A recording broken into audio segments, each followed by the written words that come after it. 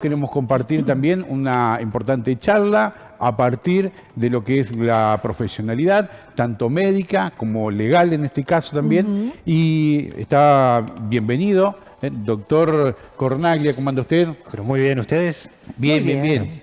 bien. Un gusto recibirlo aquí en el estudio porque, bueno, nos pareció realmente muy interesante por allí algunos disparadores. Uno de ellos es el tema de las enfermedades, de cuestiones laborales.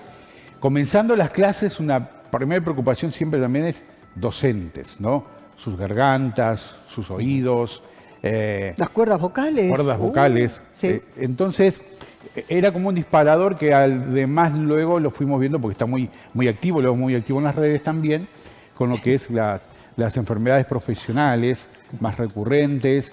Y bueno, y ahora en esta doble función, ¿no? La de el médico y el abogado, ¿no? Suena raro. Sí, Suena raro, sí. sí. Suena raro, pero bueno, acá estamos con las dos profesiones, de medicina, de abogacía, las dos con matrícula vigente. Sí. Y bueno,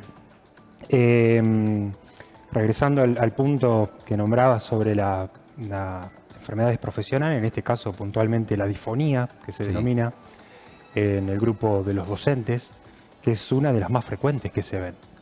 Sí. Uno como otorrinolaringólogo, que hace unos, va a ser 14 años que estoy en la especialidad, me ha tocado trabajar para la aseguradora de riesgo de trabajo, me ha tocado trabajar para organismos o empresas Sí. que hacían los diferentes controles para detectar los problemas en la voz. Puntualmente los chicos que trabajan en el call center. Claro. Pero los docentes siempre es como que tanto en la ART como en las otras instituciones, siempre uno trabajó o los vio a los docentes cuando el problema ya estaba muy definido. Avanzado. Claro, entonces ahí nos dábamos cuenta, uno se venía dando cuenta que faltaba una parte que lo termino de comprender con el ejercicio o durante la carrera de abogacía. Sí. Y durante el ejercicio, ahora en el ejercicio de la profesión. Nos damos cuenta que, uno se da cuenta que hay una ley, la ley de riesgo del trabajo, que básicamente nos dice que hay que hacer controles periódicos, laringoscopías puntualmente, para ver cómo están las cuerdas vocales de los docentes. Y como decía hace un ratito, que me tocó trabajar para una ART en la ciudad de Córdoba, que íbamos a los call centers y hacíamos estudios para ver los chicos cómo estaban Claro. a lo largo de la jornada y detectábamos algunos problemas, esbozos, problemas muy agarrados a tiempo, por decirlo de alguna forma. Y bueno, y a esos chicos se los sacaba de las horas que hacían, del trabajo, se los trataba y bueno, después se evaluaba qué íbamos a hacer con ellos, si podía volver a la tarea o no. Ese mismo esquema es el que, en teoría, mejor dicho, la teoría está, habría que llevarlo a la práctica para cuidarlo a los docentes, cuidar sus cuerdas vocales, porque cuando se lastiman, no es que es tarde, pero lleva todo un mecanismo largo, eterno, administrativo, sin meternos en lo judicial, para tratarlo y rehabilitarlo y ver si puede volver al aula o no. Claro. O sea que es todo un proceso. Realmente comenzamos con un problema, si no lo detectamos a tiempo o si tardamos, lógicamente también tarda más en la recuperación. Así es. Eso es lo que, uno lo que ve en el consultorio es que el docente llega desde la obra social, Claro. no desde la ART. Uno no tiene convenio con la ART, pero por lo general se ve que ingresa por la obra social. ODOP, OSPLAT no, mejor dicho, ODOP o el IOSPER. Sí. Y bueno, y se hacen los estudios correspondientes. Nos encontramos con una enfermedad, con una patología en un docente. Yo no me voy a meter en lo que es el tecnicismo médico, pero la lesión es obvio que es por el mal uso de la voz, y el mal ¿no? uso de la voz, el abuso y mal uso de la voz. Falta de entrenamiento, falta de control, falta de evaluar en qué lugar está ese docente trabajando. Claro, las condiciones. Las condiciones, evaluar si ese docente tiene alguna enfermedad que lo predispone a tenerla, y ahí empezamos en los grises, porque ¿qué pasa? Vuelvo a lo mismo, te llega el paciente con una disfonía, entonces el tema es ¿Es laboral? ¿Es una enfermedad profesional? Ah, Bueno, sí, pero cuando ingresa al sistema de ART, saltan algunas otras patologías que, bueno, ahí estamos con el tema de qué se inició primero. claro. Si en la disfonía tienen que ver los factores anteriores, los factores de riesgo anteriores del paciente, y si están, ¿por qué no fueron detectados? Entonces, en resumen, disfonía en los docentes se ve muchísimo. Y bueno, y acá la propuesta, ¿no? En todos aquellos que trabajan con su voz, de los 3 locutores, ustedes tienen una voz muy buena, no se nota aspereza ni vicios. Los cantantes, por lo general, están entrenados, pero los docentes ahí es donde tenemos el problema.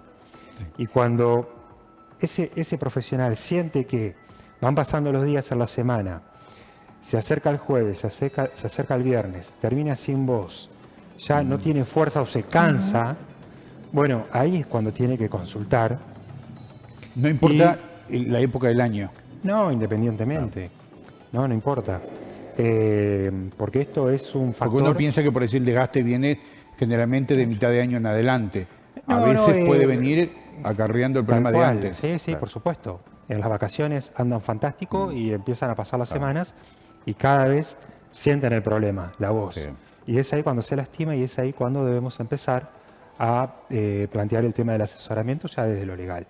Quien les habla o cualquier profesional de la abogacía que esté interiorizado en el tema de la ley de riesgo de trabajo, Sí. puede dar un asesoramiento de qué hacer en ese caso. Cómo Bien. estudiarlo, cómo plantear y los diferentes pasos que van a venir después, muchas veces obstáculos, que hay que tenerlos en cuenta para rehabilitar. Esto es lo importante, rehabilitar. Acá no se trata de hacer reclamos, eso se ve luego, pero sino el tema de que engancharle a tiempo el problema. ¿eh? Rehabilitarlo y una vez que está rehabilitado, uno se plantea si el alta puede volverse docente al aula o uno le puede dar el alta y al mes lo vamos a tener de vuelta en el consultorio. Ah. Ese sería el esquema. O los pasos a seguir. Hablando específicamente de la patología, uno habla justamente del mal uso de la voz, pero también hay factores como por ejemplo el estrés, el alcohol, el tabaco, doctor, y muchas veces que nos olvidamos del agua. Qué importante es tomar agua. Sí, por supuesto, la hidratación en esto es clave. El entrenamiento en esto, a nivel de las 3 profesiones que nombraba, los locutores, cantantes y docentes. Tienen que tener un entrenamiento desde el punto de vista de los fonoaudiólogos por lo general o los profesores de canto. Les enseñan qué técnica usar para hablar durante horas y no terminar con la fatiga. Y en una de las recomendaciones es justamente la alimentación, es evaluar el tema del peso, evaluar factores clínicos, descartar diabetes, descartar problemas de tiroides, por ejemplo, evaluar cómo respira ese profesional, si usa bien su nariz o está respirando por boca, el aire que entra por boca sin filtrar por nariz es un aire que entra sucio, frío, y eso genera, ni hablar del tema del reflujo, ni hablar del tema del tabaco y el abuso del alcohol.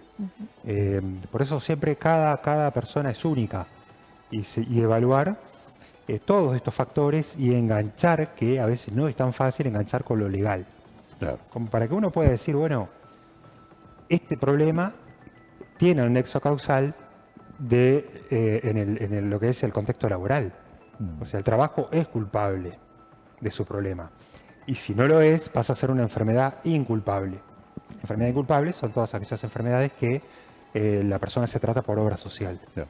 Y corren las licencias, ¿no es cierto? Claro. Comunes y corrientes. Correcto. Y en líneas generales, las más frecuentes, las más recurrentes de las enfermedades, apuntamos a la docencia, pero no es el único ámbito que le toca No, atender, por supuesto que lógicamente. no. Cada trabajo tiene su grupo de patologías.